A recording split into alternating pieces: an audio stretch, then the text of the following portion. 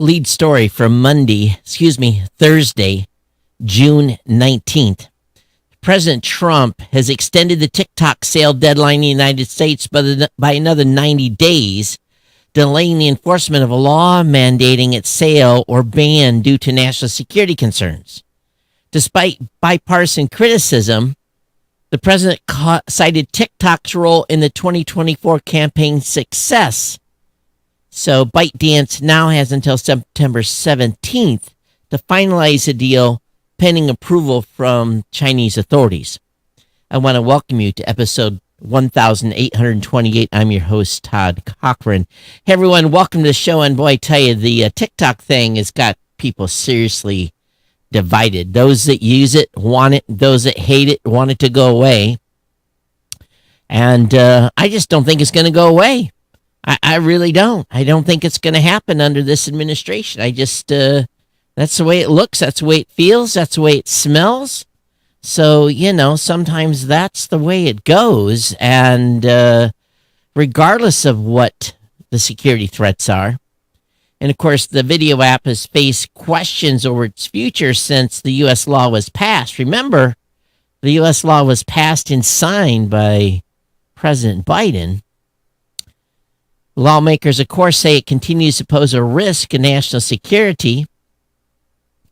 And, of course, the president has vowed to save TikTok during his presidential campaign. Of course, he signed an executive order. I think this is the second delay or third.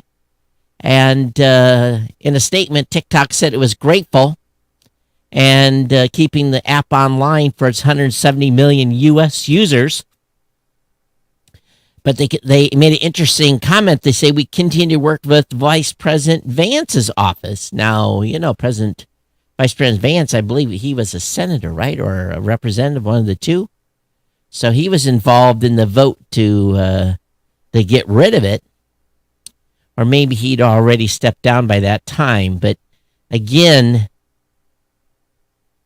people are not happy about this.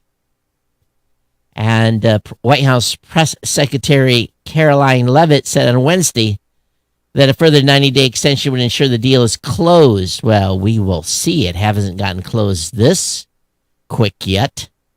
And, of course, we know that the president has a soft spot for TikTok because he thinks it helped him win the election. So time will tell. And, of course, Senate Select Committee on Intelligence Vice Chairman Mark Warner, a Democrat, criticized Trump's decision. And so we will see. We'll see where this leads.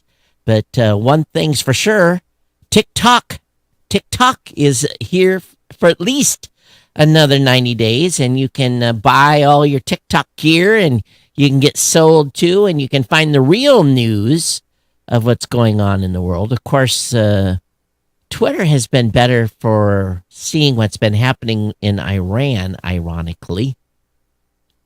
Haven't seen as much good coverage on TikTok when you search.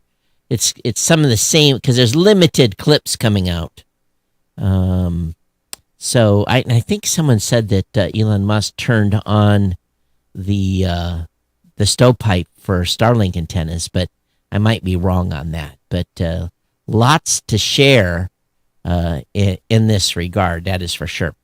All right, hey, welcome to episode 1828. Of course, I'm your host, Todd Cochran. A shout out to our incredible sponsor. Definitely we want to thank our, I'm trying to hit a button here, and there we go. A shout out to our incredible sponsor at GoDaddy, and we want you to score exclusive deals and discounts at geeknewscentral.com/GoDaddy. And all of you, you're the real heartbeat of this show, and we want you to support GNC independently by going to geekcentral.com/insider and becoming a GNC insider. We are live and lit. Don't just listen, experience the show live by grabbing a modern podcast app. And those can be found at podcastapps.com. Again, you can listen and interact in real time. Now, we're on all the live streams as well, but you can take the show, just the audio portion, and listen on the go.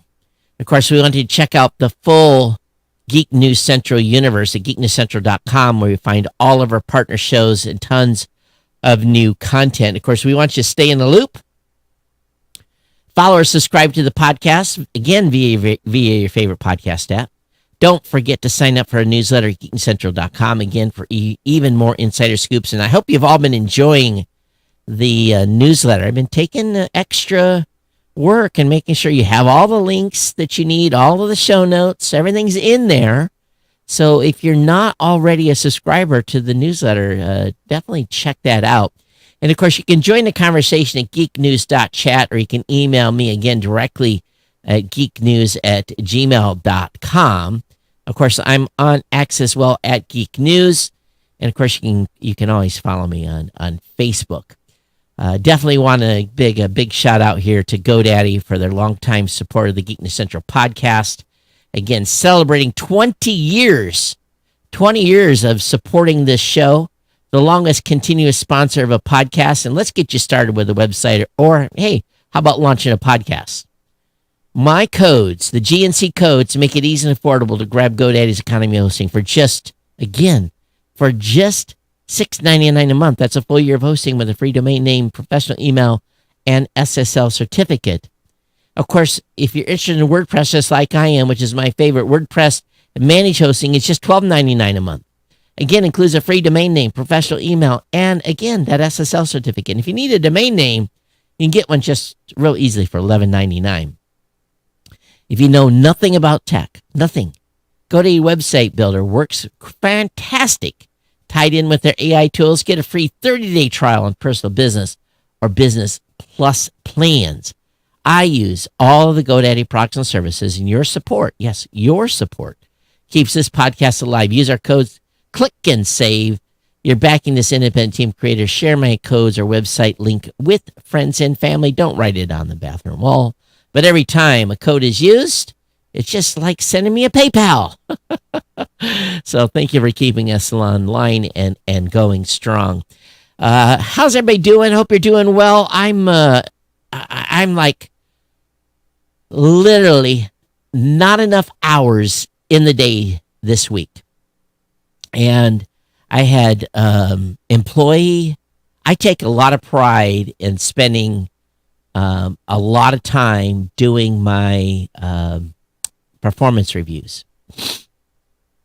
Even when I was active duty in the Navy, I spent a lot of time. And this week, I probably spent 20 hours, I think, writing 8 performance reviews. I'm really meticulous because I feel if someone is going to put their time, their effort into building the company and being a team, it's for me, it's my responsibility to give them honest and good feedback. And so I spent a lot of time on it, and didn't use AI. Everything is written by me on performance reviews. That's one thing where you can't. AI doesn't know my team members. Impossible to do that. So definitely spent some time on that. Then I had a whole bunch of other tasks. I didn't get the podcast news and myth recorded today, so I'm going to have to do that tomorrow so we can get it out tomorrow. But anyway, very, very busy week, and I'm very much looking forward to the weekend here. Lots of things going on in the news space, and lots of. I didn't know what to lead with. I was considering leading with this. SpaceX Starship blowing up on the test stand. Oh my goodness! Did you see the video? They didn't have to wait to go to space this time. They blew it up on the test stand, and it blew up in a big, big, big explosion. And it was kind of funny because Elon said, just a scratch. I think more than a scratch. So they've had major, major issues with this version. There's something. Now, from the far, far away videos I saw, it looked like some gas vented. And when it did, it went boom. And so we'll see. Now, luckily, no one was hurt because they have a safety clear area around the site, and all personnel safe. So now it's just, the construction workers are going to have to come over there and rebuild that, and they're not going to launch.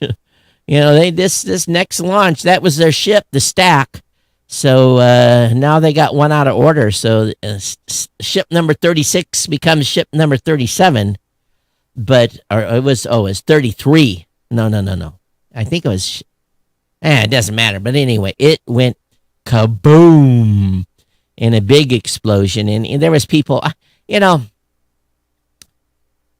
Someone on YouTube was just about, oh my God, this is just a major. He was like, I feel like somebody just died, and I'm like, it's a test spacecraft, and they're doing testing and they're pushing the limits. And sometimes when you have lots and lots of flammable liquid and sometimes non-liquid gases, things go boom.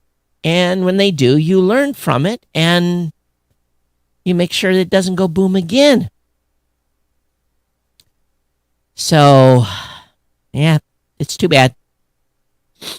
So anyway, they'll have some time there, but the money that just, geez, I don't know how much one of those cost, but this was fully equipped, ready to rock and roll. Now, we've heard about security breaches before.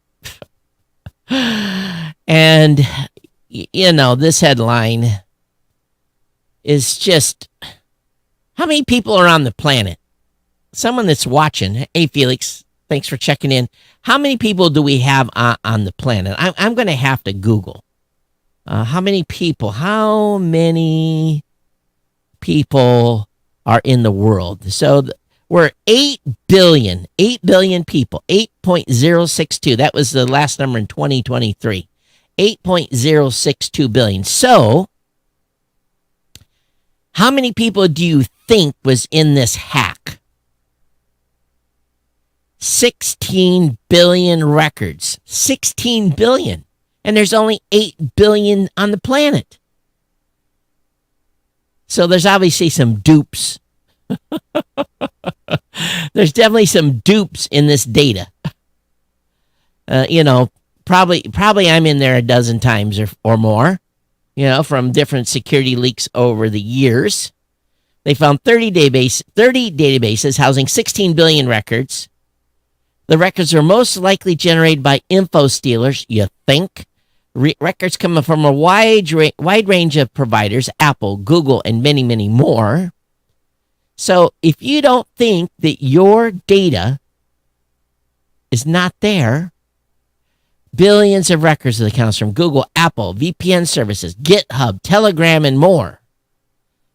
And of the 30 discovered database, just one had been previously reported by the media, mysterious database with 184 million records.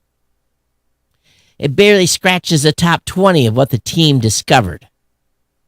Most worryingly, researchers claim new massive data sets emerge every few weeks, signaling how prevalent InfoStealer malware truly is. The database were available to the wider internet only briefly. Well, believe me, even if they were locked down, guess what? They're being spread around. Now, how big did those databases have to be to have 16 billion records in them? Even if you have, I can imagine, what's the size of a spreadsheet? Even a CSV file with 16 billion records? That's a number. That is really a big number. But yeah, so, that's the breach of breach. Everyone's been hacked. Everyone knows your info. So, privacy is long gone. So the question is, are banks and other folks going to be able to keep up? Are they going to be able to protect all of us? I don't know. I had an interesting one today. My bank called me, and I had made some purchases, that on my credit card, and basically my credit card had gotten a little bit out of hand, and so I had to make a significant payment on it. And apparently I broke some threshold because the bank called me. I thought it was weird. I thought it was from a transfer I did last night. And she said to me, do you have a payment of XX going to XX today? And I'm like, yes. She goes, it was bigger than normal. And I said, yes. I said, but if you notice, I make a payment every month to this credit card on the same day. Oh, we see that. Why would you have to worry if I'm paying the same credit card I've been paying for months and the amount was bigger? Why would that trigger a phone call? Well, we didn't want to make sure you didn't hit the space. I said, well, I always pay. My credit cards always, because I put all my gas, groceries, everything on my credit cards. So my credit card bill's always generally above $1,000. So every month I pay at least four figures. I never pay five. My God, it's not like that. But $800,000, $900,000 like that, $700 sometimes.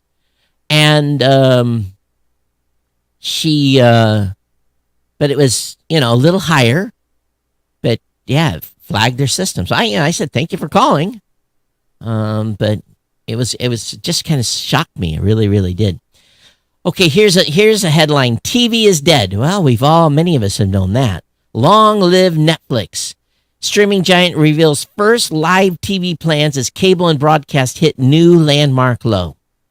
Netflix signs its first broadcast deal as streaming overtakes TV. Now, this is a milestone here, ladies and gentlemen. None of us have cut the cord here that we're not paying for the cable no more.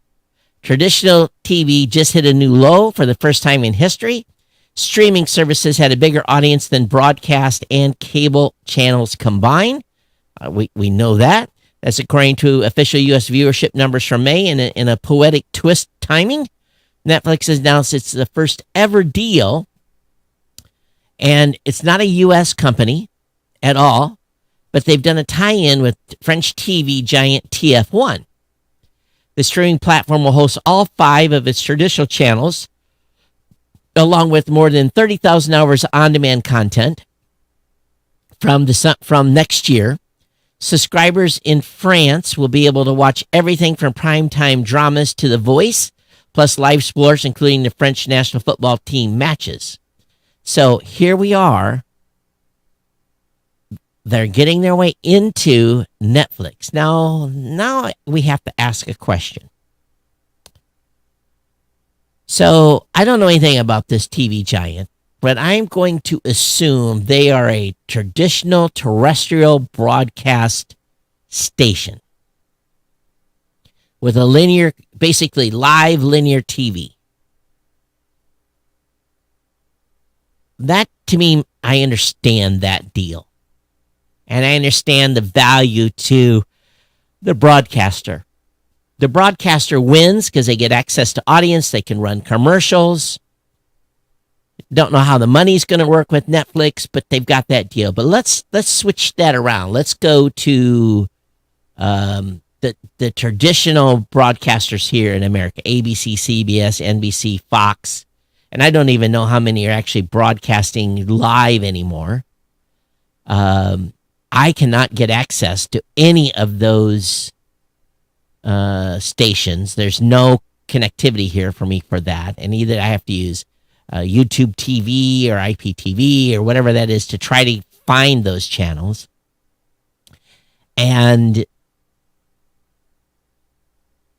they're not reaching me.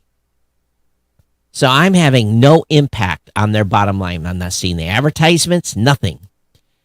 So it makes sense to me with people basically connected to the internet and watching on YouTube, Netflix, and other places. It makes sense to me that these traditional broadcasts tie into somebody like Netflix, where you're just getting it part of your normal Netflix subscription, get access to the news or whatever it may be, and see advertisements from the news, to me that makes sense. Because if I was going to get access to it any other way, I'd have to watch the commercials, right? So if I want to see local news, why not have that available in, I don't want it in their own app where you have to pay for it. Give it to me traditionally and make your way just like everyone else. So that model may work for people that are in broadcast and whatever comes with that programming, right? But instead, what they've done is they put that stuff on Hulu and other places and make you pay to access it. But I'm not watching it, and I'm not paying for it. If I have Netflix and get it, great. If Netflix doesn't raise my price and get it, so there is a path forward potentially for traditional broadcast deals. Now, but that changes when you get into the conversation of what people are paying for on YouTube TV and other places where they're getting ESPN and all these other traditional non-broadcast cable-only connections. I think they're the biggest ones that are going to face trouble because people are watching YouTube, people are watching Netflix, people are watching Hulu, people are listening to podcasts, or in your case, many of you watching the podcast on Apple TV or where you may be listening to the show. But I'm not getting ESPN. I'm not getting the Science Channel. I'm not getting all those other packages. HBO. I'm not, well, yeah, we pay for HBO. So I have HBO Max or whatever it's called. But I don't have Cinemax. I don't have all those other stuff. Well, maybe Cinemax is included with HBO. Max, whatever it's called. But besides that, I'm not getting, again, like ESPN and, some of those things those channels that you like when you have cable TV.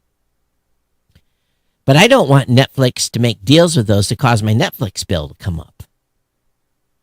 I'm not going to subscribe to traditional cable channels. I think the whole medium is set for complete and utter destruction. Because it's expensive to run all that stuff. Those towers, creating content, providing programming, let's be frank, it's not cheap to do all this. But with everyone now having a cell phone, or a camera, I've been testing a camera that I've absolutely fallen in love with it. You'll get to see it soon. And at some point, it's going to replace this camera that's directly in front of me. I've had this camera that's directly in front of me now for, I'll have to look. It's still a good camera, but this optics that I'm looking at is absolutely fantastic at a great price. Better picture than that camera right there. That camera that's in front of me when I bought it was, I want to say, like $1,500 or something like that. But I've had it for many years now. But I got a camera sent to me that I have to send it back. But it's absolutely incredible and at a great price. NDI capable and a whole bunch of other stuff. It's not a PTZ, it's fixed optics. So again, with the optics that are available today for small studios like me at an incredible price, use your cell phone, use some of these great cameras that are out there with great glass, and you have broadcast quality. Maybe not broadcast talent or beauty, because I definitely have a face for TV. No, but there's lots of options here that are going to continue to grow. And so I don't know. I don't know what's going to happen with all these broadcast channels. What do you think? What do you think is going to happen to the ESPNs of the world and so forth? There's so many sports fans. They're definitely keeping that business alive, but there is a proportion of us that are not sports fans. Maybe it's not as, maybe I'm in the minority here, potentially, but send me your comments, geeknews@gmail.com. Department of Justice files to seize $225 million in crypto from scammers. I guess the Israelis took down $90 million in crypto. Seems to me like, wow, seems like that was too easy from the Iranians. But the DOJ wants to claim $225.3 million linked to crypto investment scams. The DOJ said it traced and targeted accounts are part of a sophisticated blockchain-based money laundering network, dispersing funds taken for more than 400 victims. $225 million for 400 million. So it's something to do with pig butchering. So old people that have had their money taken, and they're being charged of laundering fraudulently obtained currency through a vast and complex web of transactions. And all kinds of crazy stuff that's been going on. So please, again, if they're taking this big money from people because of just social engineering, be careful, be careful, be careful. A major spam email warning: AI now generates almost all your junk email, and you can tell.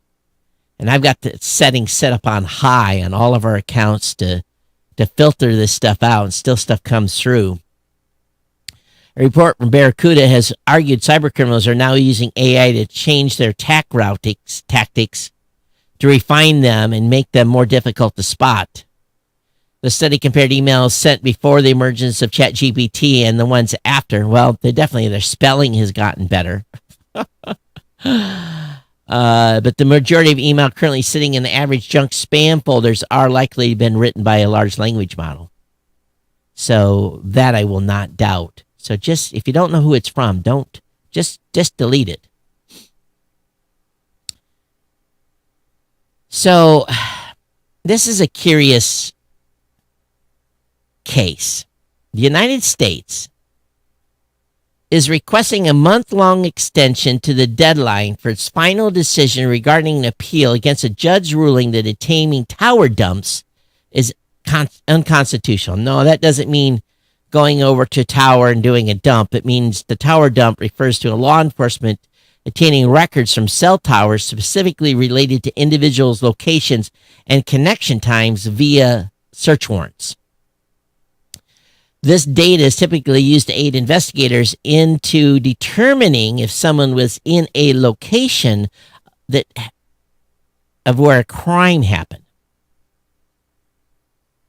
In this case, the U.S. sought such data to see whether suspected violent gang members could feasibly be connected to a stream of homicides, shootings, and vehicle thefts over a 14-month period.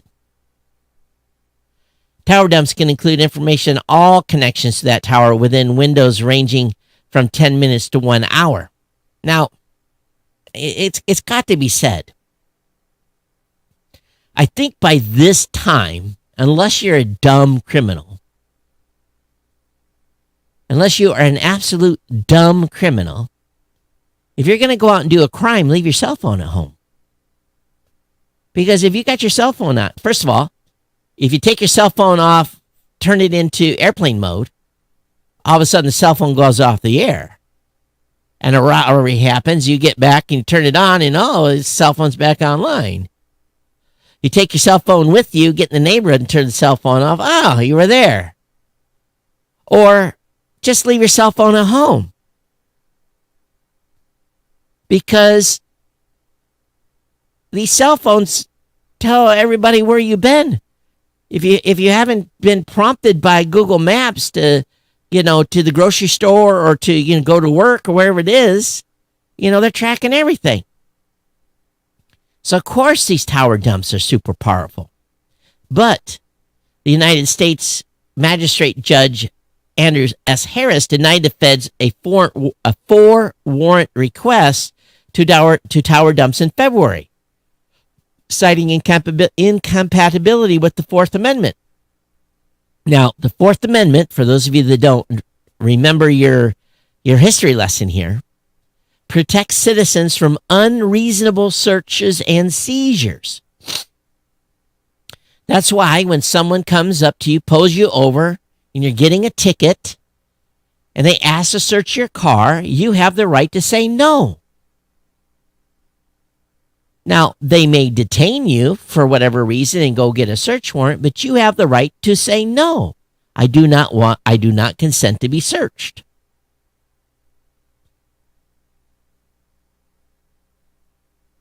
Now, if they think you're an imminent threat, that doesn't mean you're going to not get yanked out of the vehicle and patted down to make sure the police officer feels safe.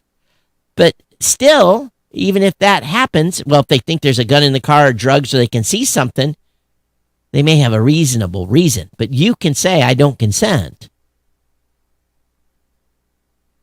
Citing case law, he wrote in his ruling, for starters, while the government has some idea of who may have been involved in one or more of the crimes, the affidavit supporting the warrants application lists 7 potential suspects. They're going fishing. The government has not presented probable cause to believe that any particular individual committed any specific crime described. So it is basically the feds were asking to allow it to access the entire haystack because it may contain a needle and sift all through that data, and thus violating everyone's rights that they're looking through all this data to determine who was where, when, and for how long. So do you think the government should be able to do that? Do you think they should be allowed to get those tower dumps like this? I think they have to have a pretty compelling case. Well, speaking about HBO Max, it's not just Prime Video. Max shows 50% more ads now. So you're paying for this shit. Excuse me. And they're stuffing more commercial breaks into each show that you're paying for already. So quit charging me and just feed me ads.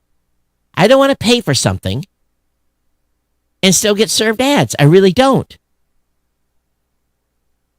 Now, I don't know if there's multiple levels on Max. I think I pay one bill for it, $13 or $14 or something like that. But when HBO Max launched and its ad-supported plan in 2021, it promised no more than 4 minutes of ads per hour. That's very, very quiet now. So now you can expect 6 minutes of ads per hour, which is a little under 50% jump.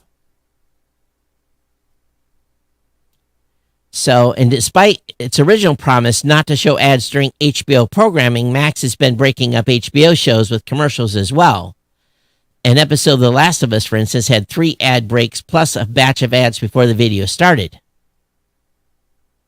So, meanwhile, the change of names is going on too. So, can't get away from it.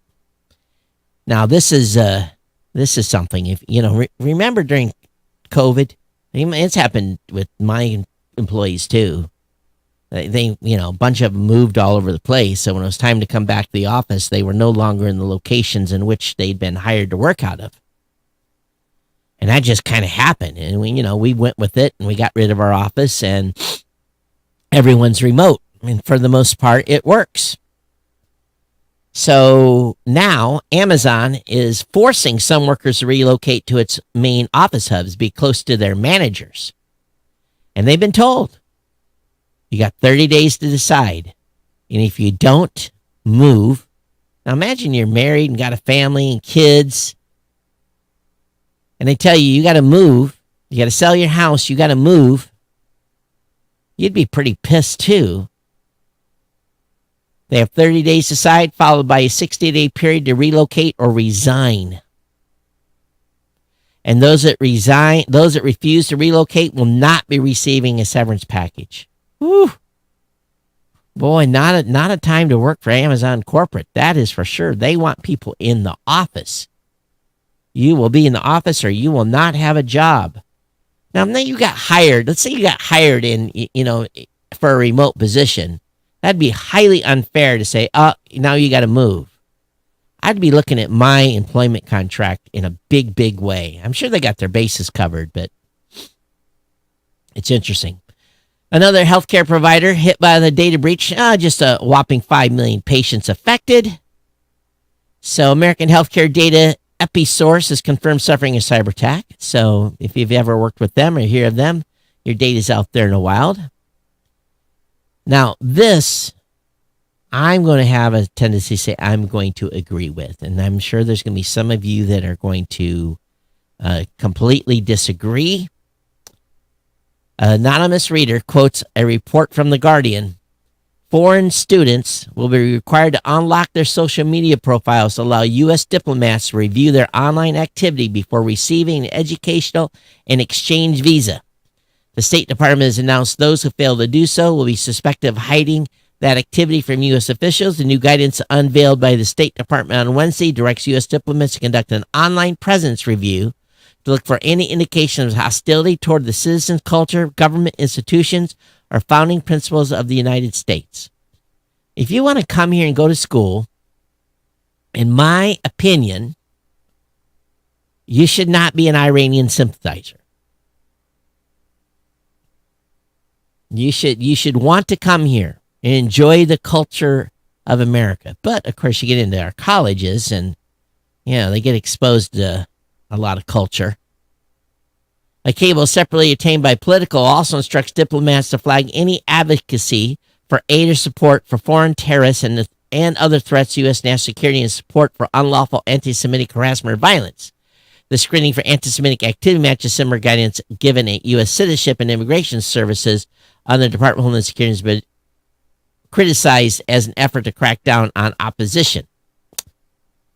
So, again, things you can agree or disagree with, but that's what's happening. X has been in a major lawsuit with the music publishers. And a very, very interesting article on torrentfreak.com today.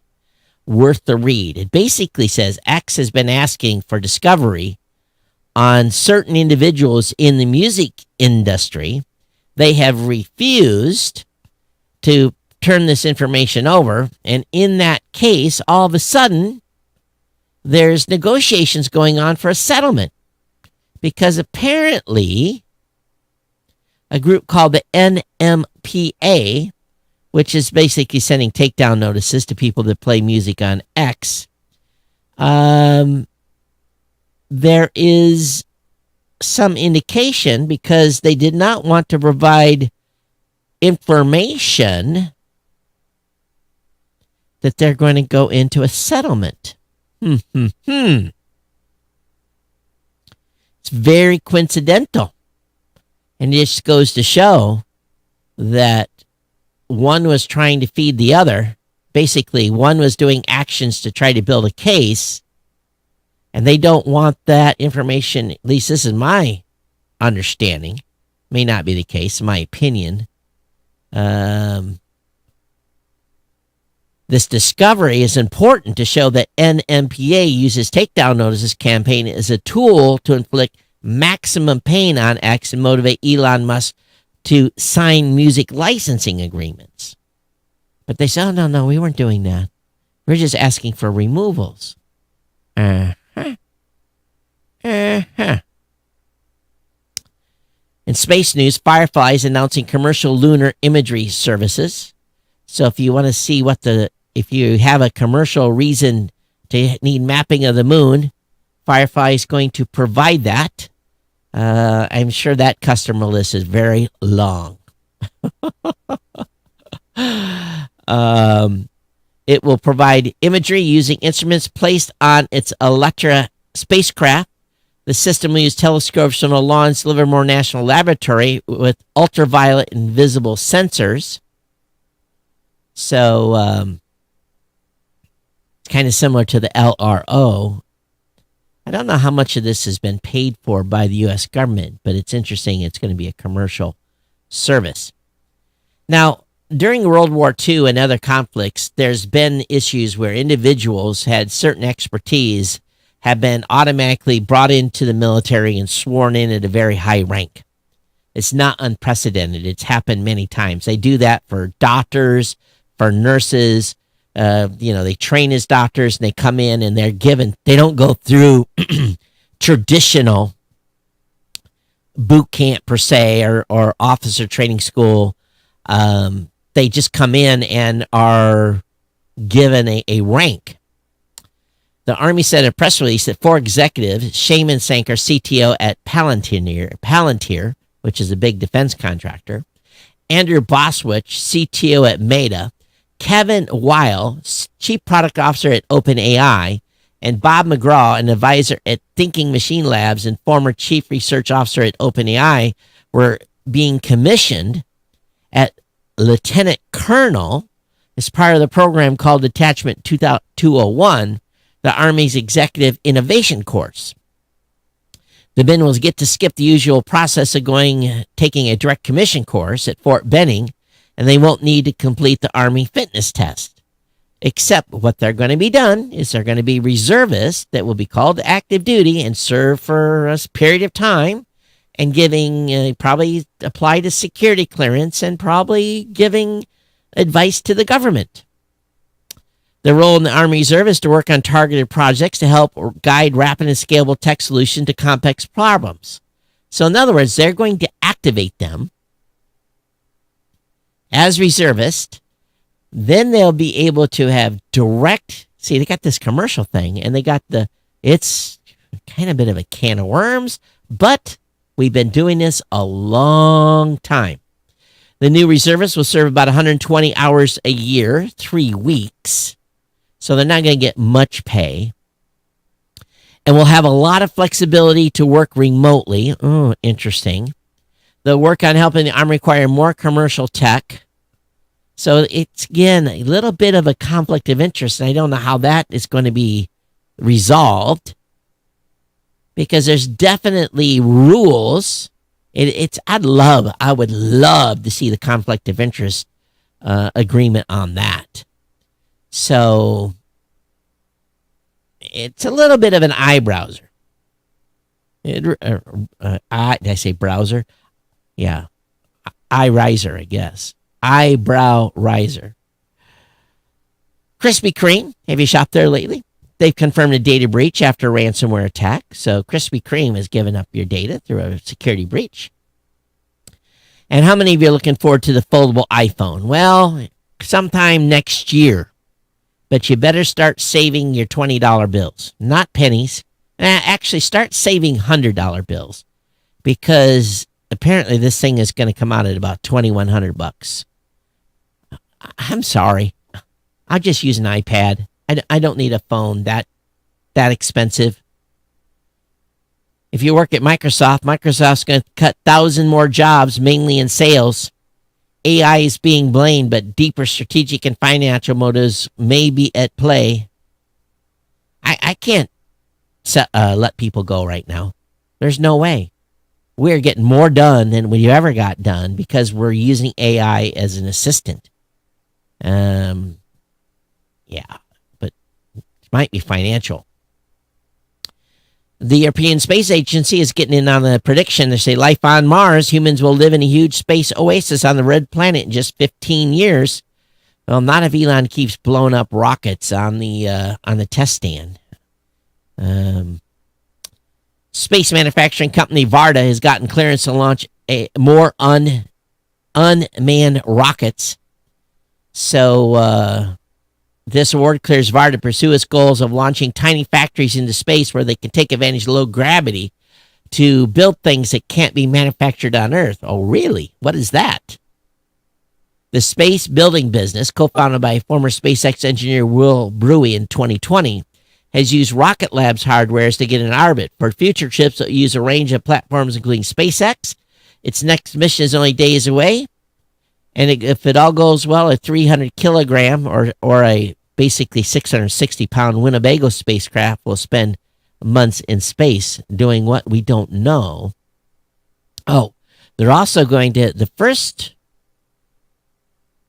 they tested a form of anti-AIDS drug called ritonavir.